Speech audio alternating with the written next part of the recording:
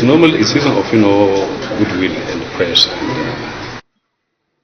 The Muslim Ummah all over the world have gone through and 29 days of fasting, of abstaining from food, of moral discipline, and coming near to God, and a period of reflection, of intense prayers.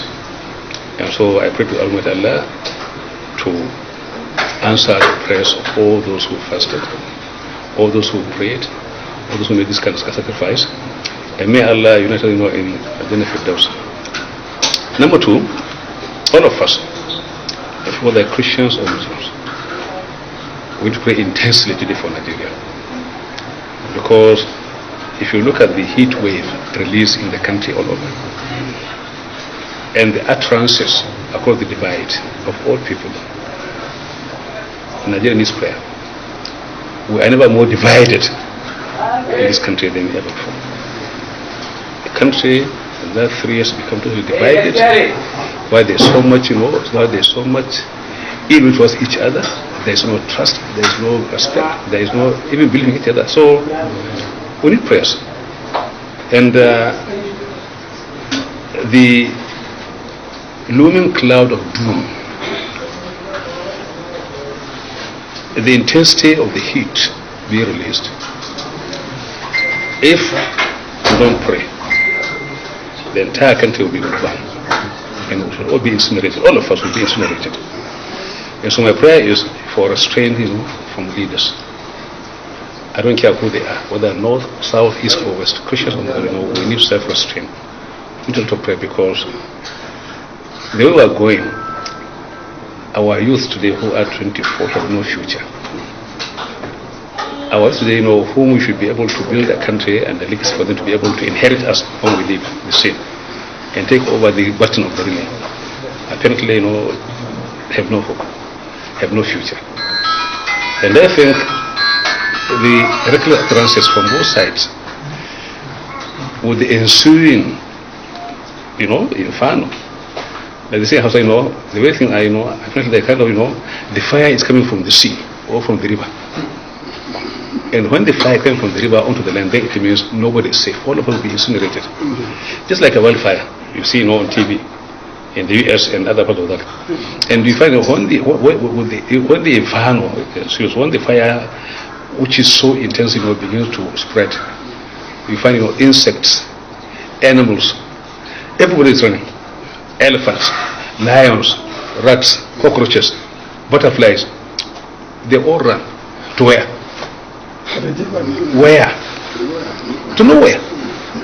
And so the way things are, if the fire is coming from the sea, like it's a kind of Hausa parable or Hausa saying that if a fire is coming from the sea or from the river, then it means those on the land are not safe. And no matter how much you run, there is no other fire will not overtake you. So we need prayers, to be honest. And we need to self-restrain those leaders, whoever they are. When they won't speak, they should look at the consequences of what they are saying, the effect of what they are saying. Because when the problem breaks out, those who are talking for what they are saying cannot control it. And there's nobody in Nigeria today, in any state, who will be able to control the ensuing inferno? Nobody. So if you're asking people from the south to leave the south and come to the north, and vice versa, and you're talking about, because there's so much hatred now, nobody is safe. So I pray, we should all be praying in Nigeria that this country, we need it more than it needs us. We need it.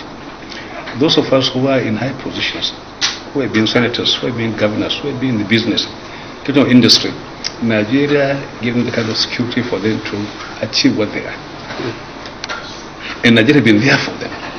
Why can't we for once be there for Nigeria, all of us, be there for Nigeria? So they know the younger generation will have a country to look onto, a country which is safe, which is secure, which is united, which is full of love and mutual respect.